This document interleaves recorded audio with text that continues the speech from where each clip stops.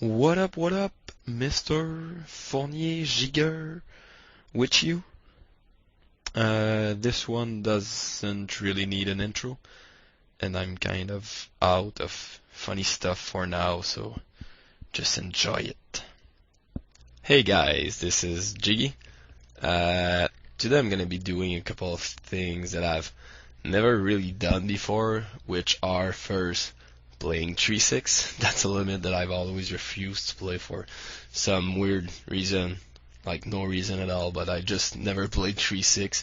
And second, just a 2-tabling video. What I want to do in this video is not going to be a series yet, because I don't know how it will come out. Sorry, hopefully it will come out well, and I'm pretty confident. But yeah, what I'm gonna be doing is I'm gonna be playing 2 tables instead of 4, and I'm gonna concentrate on basically talking about every single little things that can give you an edge when you're playing, everything that you want to be thinking about the end. I'm just gonna be probably talking a lot while I play, and just explain like why I take certain decisions instead of others when 2 decisions look pretty close, and how I'm gonna be adjusting to certain opponents comparing to other opponents, stuff like that. I'm just gonna be thinking a lot, like I said. So let's just get started. So since I'm gonna be probably talking a lot, it's gonna be 2 tables instead of 4 here. That's a good first example, kind of spot that like either a re-raise or a call are very good in that spot. With the Jack 9, sometimes I'm gonna call, sometimes I'm gonna re-raise. Why here I'm gonna be calling is that I just came on the tables, and Young-Suk Chang knows who I am, and he knows that I'm likely to be like playing super loose when I sit down tables. Like, people have that impression, even though it's not always true. So I don't want to get played back too badly right at the beginning here. So I'm gonna start by calling instead of re-raising. I flop pretty good in. I could be either dunk leading or checking that one. Since I do not really know exactly how Young-Suk Chang in particular reacts to my dunk leads, I'm just gonna check and reevaluate in this spot. Against players that I know how they will react to my dunk leads most of the time, I'm very likely to be dunk leading in that spot. But since I don't really want to get raised, and I don't know if he will raise, and I think he's the kind of guy who will raise dunk leads quite a lot, just because of some historic, but I might be wrong on that. I elected to check, and now turn is an easy bet, obviously, since he checked back the flop, and I take it down. So yeah, basically, like I said, I'm gonna explain, because a lot of the decisions that you make in poker are like, you're doing some stuff for balance, and you're doing some other stuff just because you feeling it or whatever, some close decisions. But in the end, most of the time it's the guys that make the very best decision in that particular spot, even though 2 spots might look alike on paper with the dynamics and stuff like that. Most of the time there's always a slight difference, and people who can understand and basically understand and play right the small edges and the small difference between 2 spots, between 2 ends, and stuff like that, are usually going to be boosting their win rate a lot. And I think that's one of my biggest strengths, actually, being able to make one play one time on a certain end, and then look at another hand which is pretty similar to it, but has just some different tweaks, and then switch completely my play and take the right decision for that time. Here, the 10 deuce against 2 guys that I consider, I don't know Daniel 04, I just don't know him at all, and I consider Karpowski kind of pretty bad reg. I'm gonna open that. If there was just one good reg in the blinds, I would pretty much never open that. But here, with one guy that I don't know, that I want to be taking reads early in the session against him, and one guy that I just think is pretty tight and / bad, I don't care. Opening the 10 deuce off on the bottom. Flop queen 7-4. I'm just gonna be folding that. If both players check, I'm probably trying to c-bet that, which is pretty standard, I think. And I've opened on purpose one non-deep and one deep tables if some spot arise where I can put in context some differences between a spot that I would play a certain way in a deep or non-deep table, or another spot that I would play another way on another table, then that's gonna be good. Here, Kirpowski, it's been a while actually since I've played with him, and my read is that he's pretty tight, actually pretty tight and not that creative. But I might be wrong. I might be mistaking him for another guy. But right now I'm just gonna go with my read. I know that's something really important, is that I know that he know who I am, and he probably expects me to start playbacking him early in the session. So I'm not gonna be doing that. I'm gonna wait for my spots, and or later in the session when he thinks that I've created kind of a tight image with the flow of the game, even though people just never ever give me credit for anything. Ace Jack, standard open. Everyone folds.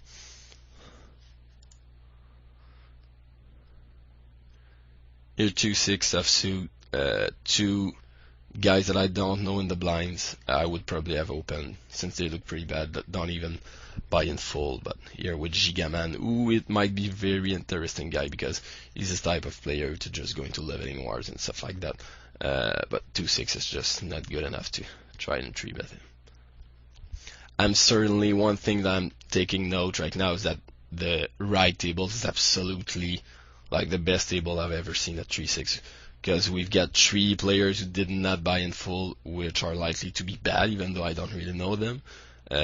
We got Josh, but he's sitting out, but he's like nit, standard, not that good reg that I don't really care about. And there's got Gigaman, who is, okay, he's back in, let's just say standard reg, as far as read go on my side. And Gigaman, who's like a total maniac that you really don't like having on your left, even though he makes pretty big mistakes sometimes. He is capable of putting pressure on you. But when I have him on my right, I'm really happy, especially on the deep table, because I think I can outplay him, and I think he's going to go into some big pots, big wars out of position against me, which is great. Here I could be repopping, but once again, because of my image, even though I know who is this guy, I've played with him like a while ago, and he was super tight. He was like almost a joke. I think he got better, but I'm really not sure about that. I'm just gonna wait and see what he does. If he does play loser or whatever, and I just might play to that. So yep, that's pretty much it for the opening. Now let's just hope that I get stuff to play with and get some interesting spots. And there's Young Suk Chang too, with a standard. I don't know, you probably heard me talk about Steve Ye once. Young Suk is kind of Steve Ye because he's Korean, and they all have the same like super tight but random big spaz PoE style sometimes. So Young Suk is like that. He's gonna play super tight, and then he's gonna spaz you 300 big blinds in a spot that doesn't make any sense. He's that type of player. And I love having that type of guy at my table. Pretty slow so far.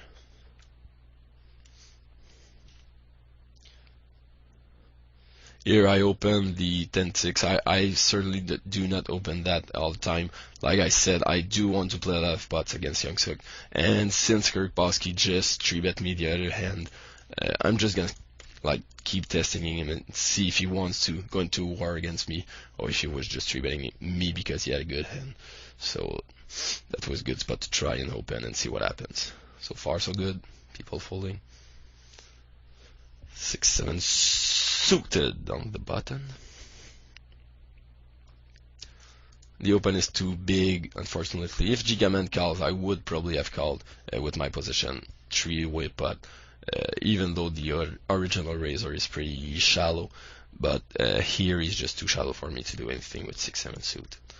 I'm gonna fold Jack 4 diamonds, just not good enough to 3-bet Young Suk here, but I would definitely think about 3-betting him with some weakish hands right now, since it's already been like he probably just realized that I've been sitting for a couple of rounds already, and like I was talking earlier, I did not want to 3-bet like in my very first end of the session, because people tend to see that kind of stuff and realize that like, okay, he just sat down, he's gonna 3-bet me with pretty much anything, play me back. But now, since it's been a couple of turns in the table, I think he's less likely to do it. So I would have probably 3-bet him a bit lighter there, as far as game flow and stuff goes. Not much post-flop action. Nope, still not much post-flop action, unfortunately. Of course, 7-8 suited is the absolute nuts on the button.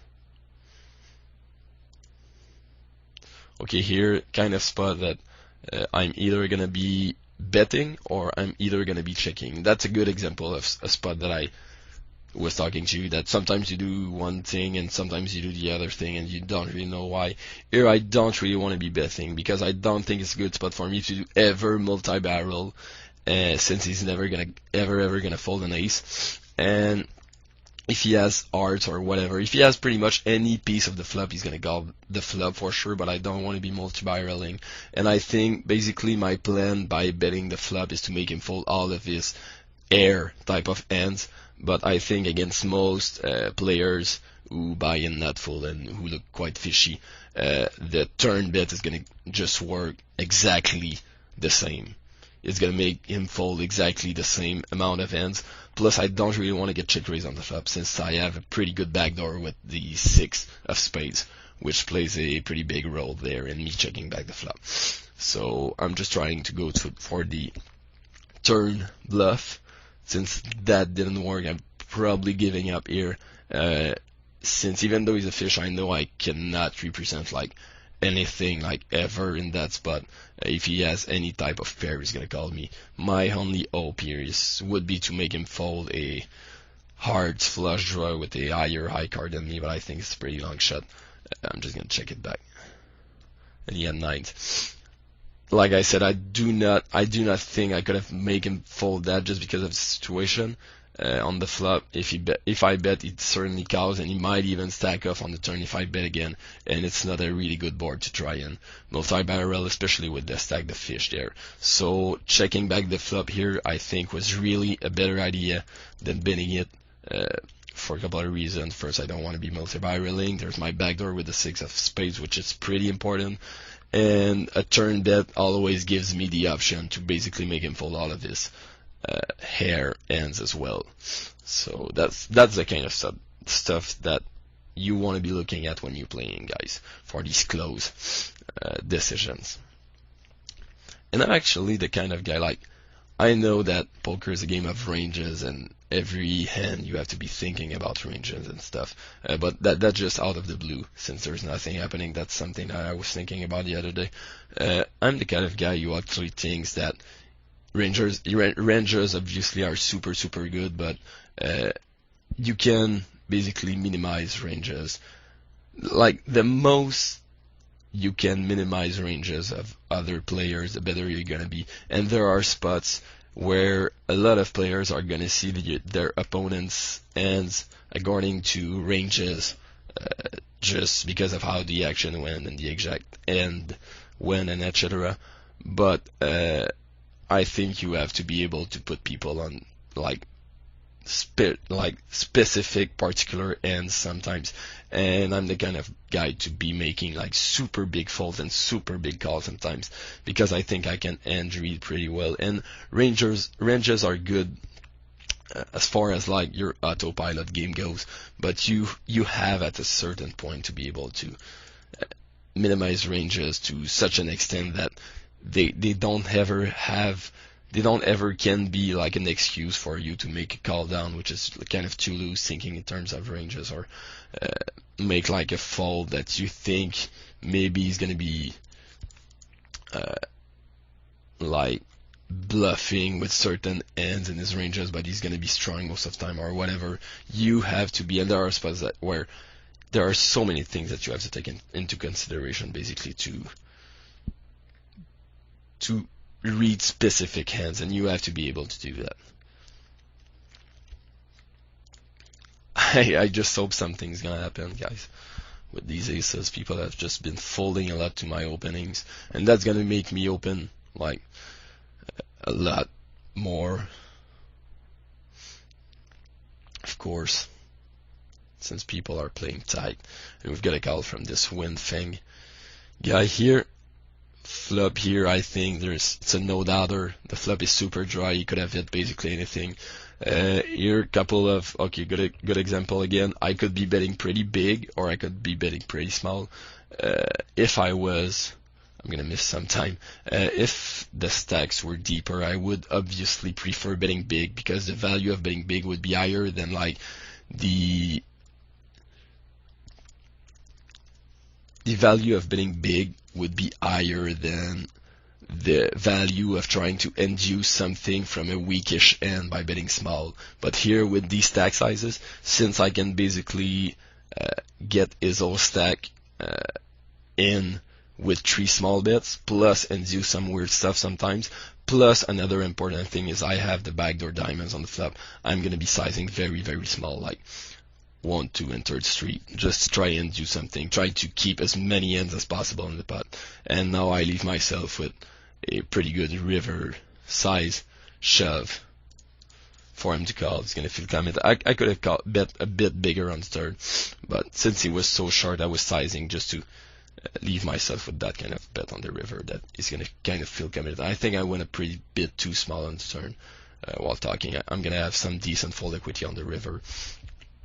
But then again, since I bet so small, I was giving him, even though he doesn't even knows that, like kind of unconsciously, he's gonna be like check shoving a lot of turns with some weird hands sometimes just because of my sizing, and it's gonna play to my advantage a lot. And he ended up having 5s, and I think that's the kind of spot if I go big, I'm not going to go big on the river, obviously, but if I go too big a flop or turn, he's likely to fold those. But since I went so small, he probably leveled himself into a call down there. And like I said, if we were deeper on the flop against a fish, once again, I certainly want to be just bet big because I want all of his pair of 10s to stack off pretty quick and all of his draws and stuff. But since those are going to stack off anyways when he's so short on chips, you have to be able to size smaller in that kind of spot to maximize your EV. Here, kind of spot 4-way when I'm the original raiser from under the gun, that I am gonna be c-betting with crap a whole lot. But here, since the flop is like absurdly dry, I'm not gonna do that. If the flop would be, let's say, just a slight different 8-6 of hearts and put in a 2 of spades out there, there are gonna be, it's like, it would be the perfect flop for me to like c-bet against those opponents, a 8-6 2 of spades flop, because first, that's kind of flop that basically nobody's gonna be slow playing me on. So I can just keep barreling, and since the 8 is the highest card out there, turn and river are oftentimes gonna be scary cards for me to keep on barreling and give me a lot of full equity. And since the 8 and the 6 who are so connected, people are gonna be shoving a lot of their like sets and 2 pairs and stuff like that, trying to look like a draw there. I don't mind betting and getting shoved by a draw because I actually don't have anything. I might, and once again, that is if the flop is 8-6 deuce of spades, I might go ahead and like, if we were deeper, like check something like aces on that kind of flop, because when I get raises, I don't know if it's by a set or a draw, and it puts me in a pretty bad spot if we're deep. But now, not deep on that kind of spot, when I basically don't have anything, I know that I can multi-barrel very comfortably when someone calls, because nobody ever, like, people do that, but I don't expect these particular players to do that, to slow play me on such a flop when I bet the flop. So I can just keep barreling. Once again, I represent a lot of strength with us being 4-way there, so that would have been absolutely perfect. But with the 5 out there now and a 7 making a 4 straight, I'm just like, their ranges are gonna be just too strong most of the time. Here I could be calling, I could be re-raising. Once again, good example of a spot that you could do both. But since there's a guy who just bought in pretty short, not even a full stack, who just arrived on the table. He probably doesn't have a read on me or either Youngsuk, and he could be making very stupid moves. I am willing to maybe lose some value against stuff like Ace King from Youngsuk or whatever to just keep that Uddy Darden in the hand. Now it is a really, really tricky flop. I'm gonna check and see what happens. I'm still undecided on what's gonna happen. But with the fish in there, with basically a perfect stack size to just shove pre-flop or do something stupid on the flop, I'm willing to still play my aces on a pre-flop for all these reasons. Now it's super tricky. I don't want to get, I certainly don't want to be check raising here, because that would over represent my hand a lot. I would basically represent at least two pair or a set of jacks or queens a lot. And since there's that guy who could still do something stupid with hands that I already beat, I'm gonna be calling and see what happens. I don't think any other option is ever good on that flop. Any fold, and the turn is 6. Let me think about this one now.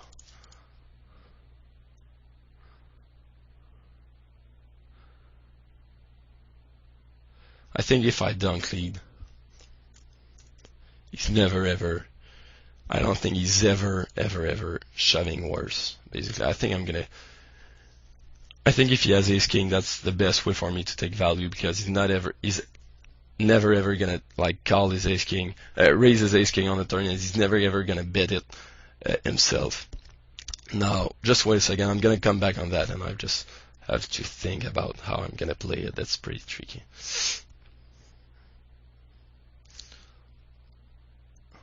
I don't think shoving for value is good there. I don't think he ever calls with worse, given the action.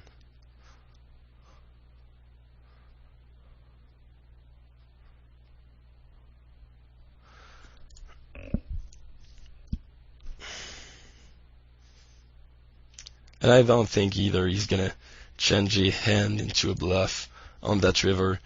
He's certainly the only really nothing ends that he's gonna have are gonna be like flush draws and diamonds, and I don't expect him to have that that often. I'm just gonna fold. Okay, let's play back that hand. No, let's play back that hand. That was pretty tricky. Raise. I call for reasons I've mentioned. The flop. I think the flop, I could have dunk led, but that leaves me at such a dirty spot if that guy raises. I don't have a clue on what I'm going to be doing if he raises, so I think checking and reevaluating is going to be my best option. I call the flop for the reasons I've already mentioned. My turn play here is really, turn and river play are really tricky. Let's just look at what he's going to be doing with basically all of his hands. If I check here, he's going to be betting everything that beats me, every two pair. I don't think he's ever betting ace king, and he's probably going to be betting his big draws as well. So if I check, it's probably two. But since I'm not even sure if he's going to be betting ace king, I don't think I can check fold, because that would be too weak. But then check shoving is kind of not that good with these stack sizes. I really think I'm risking too much for what I'm going to be winning the times he's on either ace king or a draw. And I thought by betting, I'm pretty sure that with the sizing that I put out there, that when he has a draw, he does not want, because I don't think he ever expects me to bet fold that turn with such a board and everything. So I think if he has a draw, most of the time he's just going to draw to it on a turn, which leaves me a good value for my bet. But if he has ace king, he's going to call as well, just because there are too many draws. But if he shoves, I don't think he ever shoves worse than I have here. If he has like a pair plus like jack 10 or queen 10 or something like that, if he decides to play them, I think he's always going to call on the turn from my read that I have on this guy. So I decided to lead because of what I've just mentioned, basically, and he calls. And river is, I'm still undecided here. I'm certainly going to bet, since I want him to shove his lower flush draws, which is basically my only concern. And I could size well enough to make him fold a jack on the turn. Maybe if I miss, I think I'm gonna like bet small and even with a little bit more than 100 to size well on turn. Now since I bet small, the greatest Dane's range is weaker than if I had bet big, so now I'm gonna fire big and hope basically that he folds stuff like a jack or anything, and I still have something good. But yeah, on the river, I think for him to shove worse, he has to have basically nothing at all, unless he's like turning ace queen into a bluff. He's not shoving ace king for value ever, I think. So yeah, I must think he is bluffing there, and I really don't think he's bluffing that often because there are not a lot of empty hands that got to this river the way it was played. The backdoor flush draw got there, he could have this one, even though I do have the ace of spades. I know the diamonds draw missed, but that's a pretty small part of his range, I think. And since I don't expect him to be shoving, like turning an end into a bluff that is already made with like a pair of queens or higher there, because I don't think that particular player is capable of doing that. I think folding was probably the best idea, but still it's really close, and I did have good odds on the call, so I'm really not sure about this one yet. It's gonna be a good subject of conversation. I'm gonna have to think about this one with my head empty. Sorry.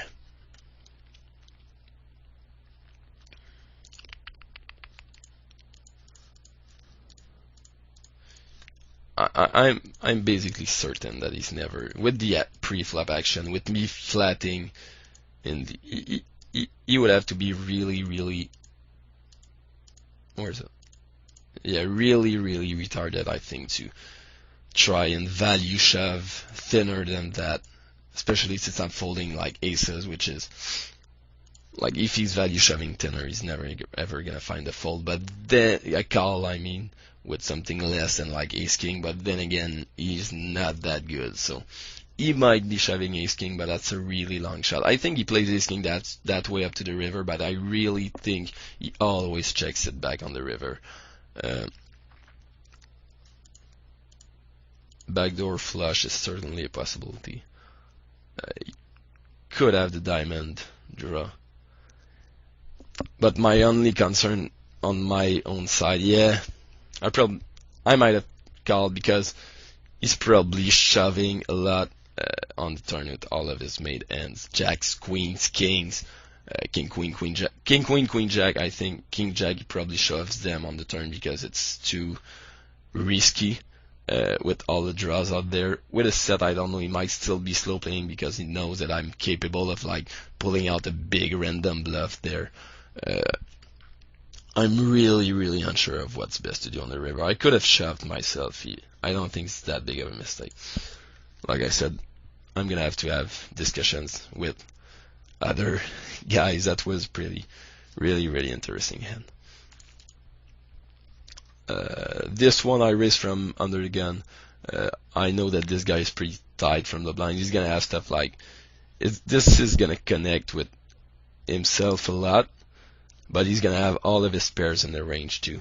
Since once again, that's not really the kind of board that I'm willing to multi-barrel on, and since I can still represent a lot of stuff if I check back the flop and just bet the turn, and I basically get almost as many folds, I think I'm just gonna delay it and make him fold all of his super low pairs on the turn for sure, and risk just one barrel on the turn, one delayed barrel. If I bet the flop, once again, that's not a good flop for me to multi-barrel on, because he could be slow playing ace queen sometimes.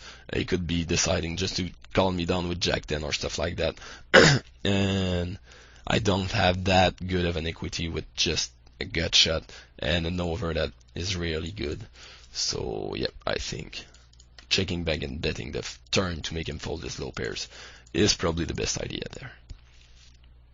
I might have made a big mistake on my aces, and I'm really not sure, or it was a brilliant play on the river, or a big mistake. if the spades doesn't get there on the river, I'm certainly calling because there are 2 flush draws missed. But with the spades getting there, that just leaves the diamonds in. And since there is the king and the queen of diamond on the board, that leaves him with a range of having, like, I basically need him to have the ace of diamond X to call and hope to catch a bluff. If he has like jack of diamond X, I don't even think he's bright enough to try and turn that into a bluff. He probably just is gonna have, he's like multi-tabling a lot, and he's probably just gonna have, on that kind of tricky spot, the reflex to just check it back and hope his pair is good for some weird reason. So I really think on the river that he's either value betting or just shoving a empty end, and with the king and the queen of diamonds out there, there are not that many empty ends left. And since I don't think he is value shoving ace king, which is really important part there, I think it was a fold. But still, it's close. Really close.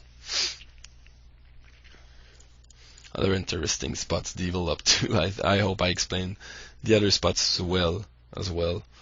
I don't think I've missed anything. If I did, just tell me and I will answer in the forums or in the questions in the video.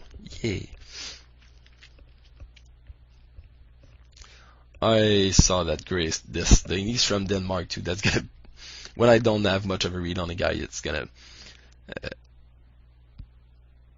put a lot of weight in the balance to see where he's from. He's from Denmark. They're usually very aggressive Mongoloid players, so I'm probably likely to start playing back, especially in position with these stack sizes, since he opened quite a lot. We'll see if the opportunity arises. I don't want to push the opportunity, I want to let the opportunity come to me and take it when it comes.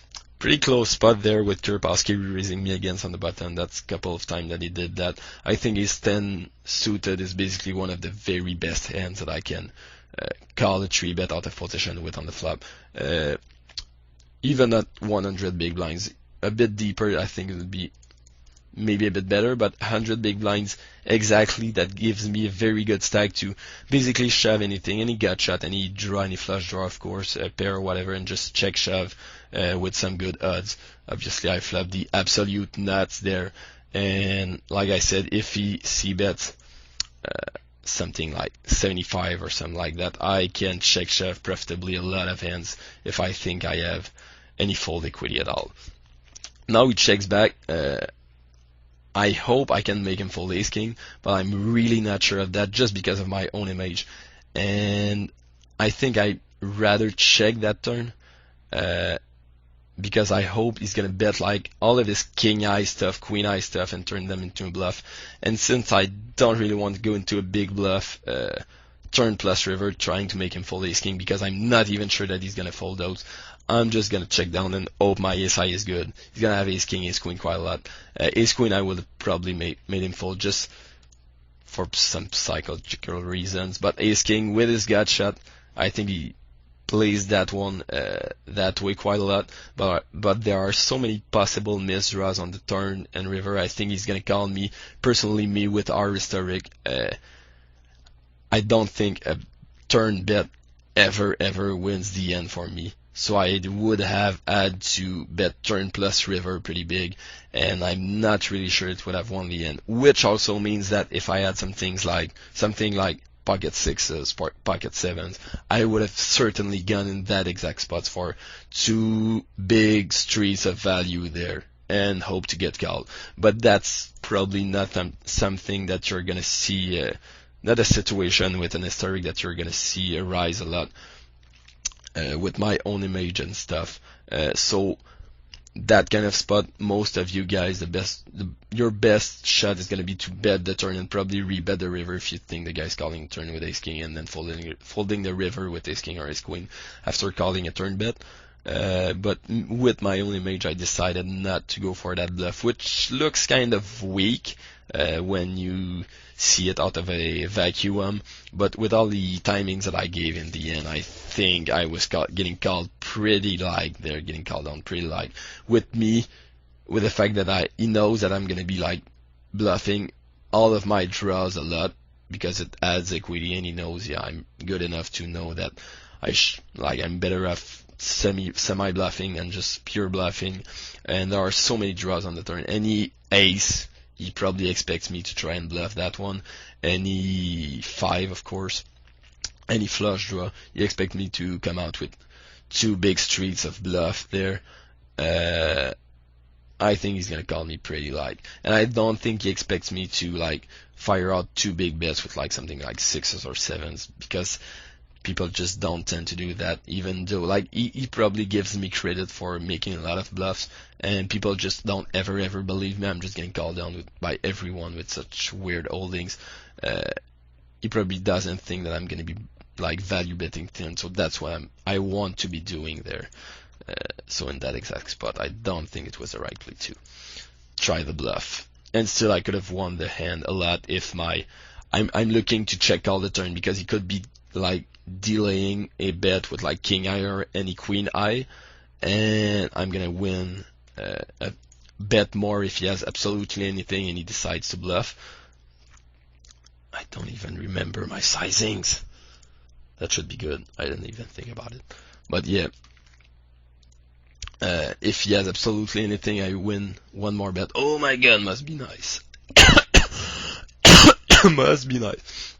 I'm just gonna go with standard size continuation bet there, because that's my approach in most of these 3-bet pots. Oh no, he fouled.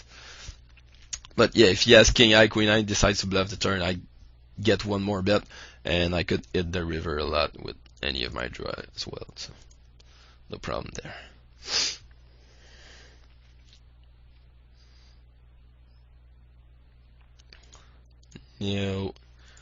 Oh, I certainly was going to play against Greatest Dane, but here with a guy that has 50 big blinds and a guy who is re-raising, I can't do anything, even though I kind of have doubts on the strength of Jiggy, and way too many times I'm just gonna be like calling and then the other guy shoves and I'm stuck in that, so I can't do anything about it there.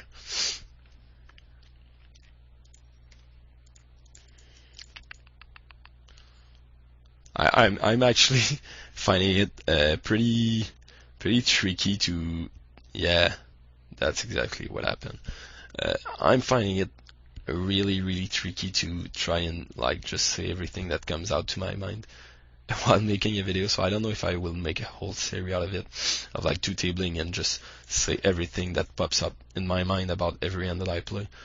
We'll see. If you guys like it, just give me feedback on it. We will see, guys. We will see. I'm pretty sure that this is a regular short stack. I usually mark them in yellow, like crappy yellow. Like if I was taking a yellow shit, that would be the color of it. Like you take a normal shit, but then you piss on it. And that's what I think about short stacks. So that's just the best way to remember them, I think.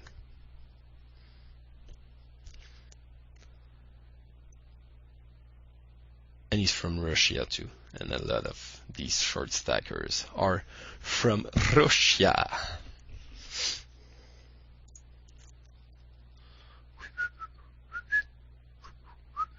Nothing is happening at all right now, at all. Let's see what Giga did there, and that's okay. That's something really important, guys. When you want to be taking notes on players or whatever, don't ever forget to look at hands that have been showdown. And like, even if you're 10-tabling or whatever, I don't care. If you don't have enough time to look at hands that have been showdown and replay them back, drop down in tables. That's a really important advice that I'm giving you there, because it's so much information that the both guys that have showdown are gonna give you, that it's absolutely vital for you to take this information. So you raise the skull, check, call, check. So we know now that Gigaman is capable of making thin value bets, and that this guy is not gonna check shove on, even though on such a dry board with like top pair good kicker. and he's gonna call a river when it's pretty obvious that he's beaten most of the time, because I don't think DrGiggy is ever gonna try to bluff a fish off, but that's why he's a fish. So that gives us some very important information that you absolutely need. These showdown ends that you did not play in, watch them. That might be the single most important advice of this video. If you haven't learned anything yet in this video, if I just told you that and you do not do it when you play, even though you know it would be good, and you don't do it, just go do it, and this video was worth a lot of money.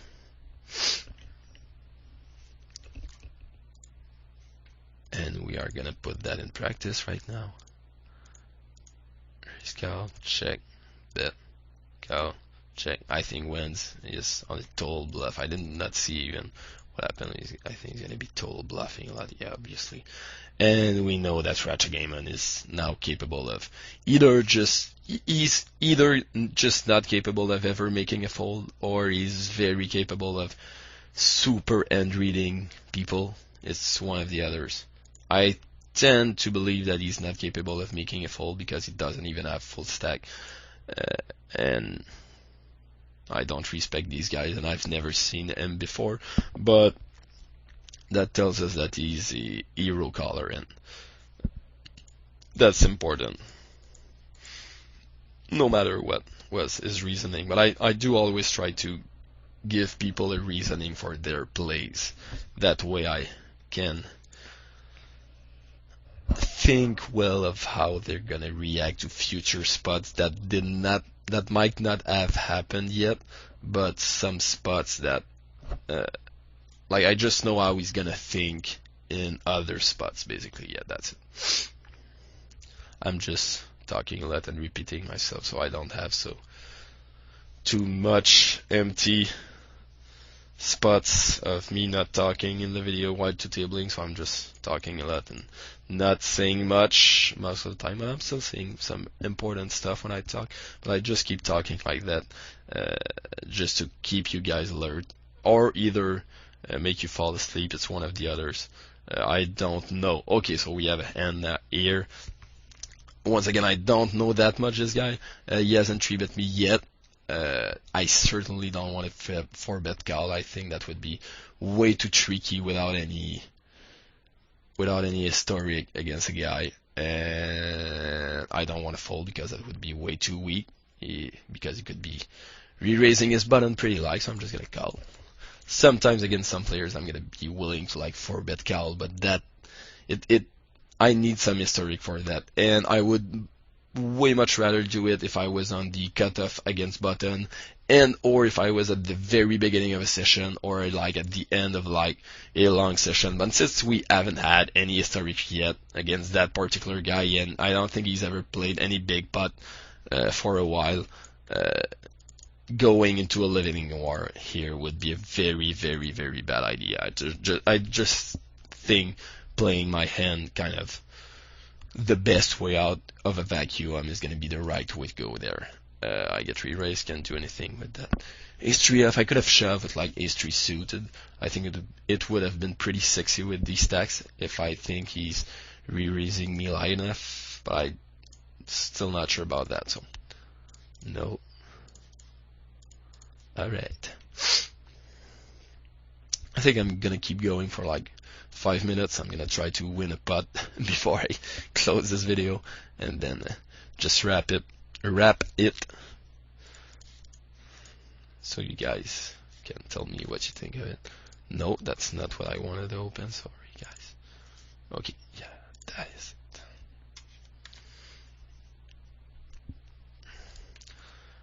Here against Young Suk, since I've 3-bet him the last time he opened my button against me, I don't like to actually I like to 3-betting him again.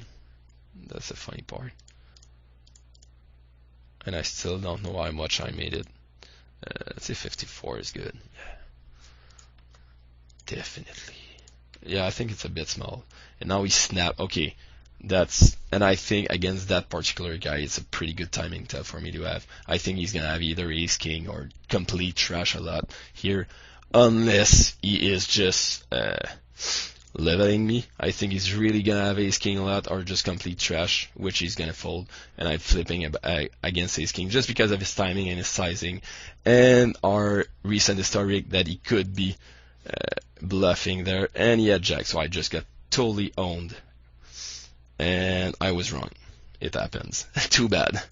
I just thought with his sizing, with the way that guy thinks and the way that guy plays, that he would have had ace king or trash a lot there with our game flow and historics and stuff. But I was totally wrong, and he had jacks.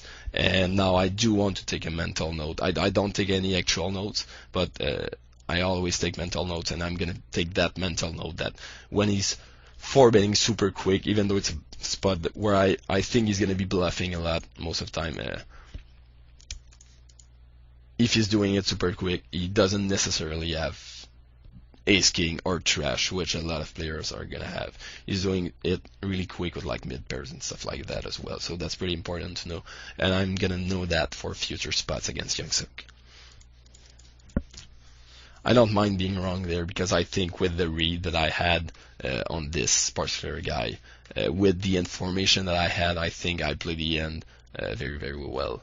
So no problem being wrong. Sometimes that shows us that I'm wrong sometimes about stuff that I do.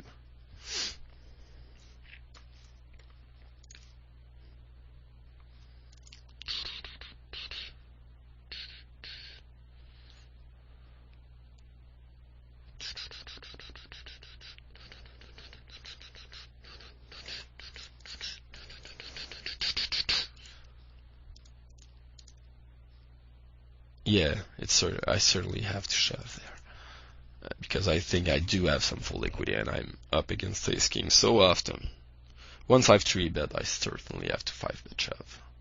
No question asked. And against some other guys, let's say the same guy, but tomorrow, now that I know that he's 4-betting, shoving quick with his pairs as well as ace king, because that's like a general timing read that most people do, and I thought that he would be doing that exact timing tell as well. I might not 5-bet those trees, even though like on paper it's basically the same play. Now that I have some new fresh information, it's no longer the same play at all, and it's becoming bad, really bad, I think, if he's doing that with like nines to kings as well. So you have to take note of all these informations, guys. Ace king suit one time, baby.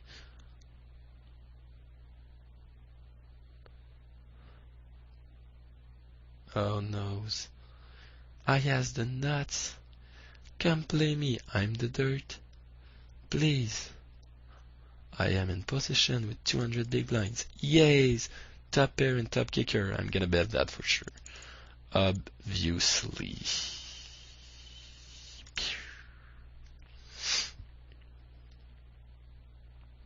And he folds. Oh no! I think I'm gonna hand my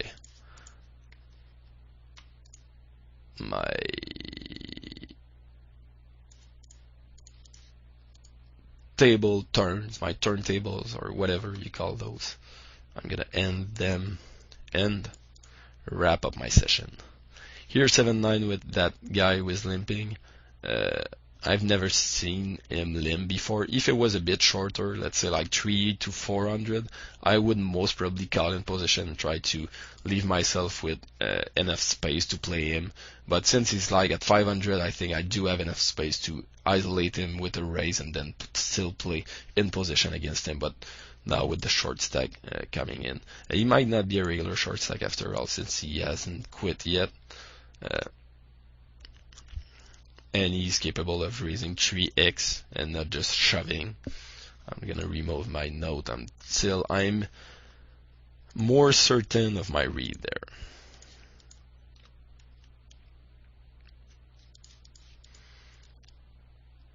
But yeah, at 500 I'm willing to isolate a fish and play a pot in position with 7-9. If I was shallower, let's say 3 to 4 100 to like 450 maybe. I prefer calling limping in position, which is a play that a lot of players don't even think about doing. You just limp in position and then fire out every pot that is basically uncontested because it's a limp pot and nobody fights for them if nobody is raised pre-flop and it's pretty small. So you just take down a lot of those pots by just limping on the cutoff or button after a limper and then firing a couple of barrels and multi-way pots. Nobody fights for that, and it boosts your win rate quite a lot. So it's pretty important. And Audi Dardon, what he's gonna do, he folds his big blind and sits out. And I have sorry about that. Sorry about that. I'm gonna have one hand left before I say you goodbye, so I'm just gonna say you goodbye right now. Leave me a lot of comments on this one. I'm not sure how it's gonna came out because I know I've talked quite a lot in it. I think there was some interesting spot. So if you want to see me do that kind of like a couple of episodes series at like 510 or another limit of 2Tabling and talking a lot, come back to me with that. Leave me any comments, any questions, whatever in the threads and the forums. That is much better than in the video comment section because those are tough to read and answer to. So yeah, once again, threads and forums, and good night.